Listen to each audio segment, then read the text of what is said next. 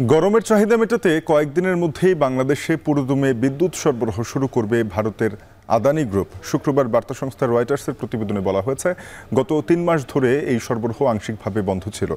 সেই জটিলতা কাটিয়ে এবার ১৬০০ মেগাওয়াটের ভারতীয় বিদ্যুৎ কেন্দ্র থেকে বাংলাদেশে বিদ্যুৎ সরবরাহ করা হবে বলে নিশ্চিত করেছে আদানি পাওয়ার। যদিও বাংলাদেশের পক্ষ থেকে কর সুবিধা ও ছাড়ের যে অনুরোধ করা হয়েছিল তা প্রত্যাখ্যান করেছে কোম্পানিটি।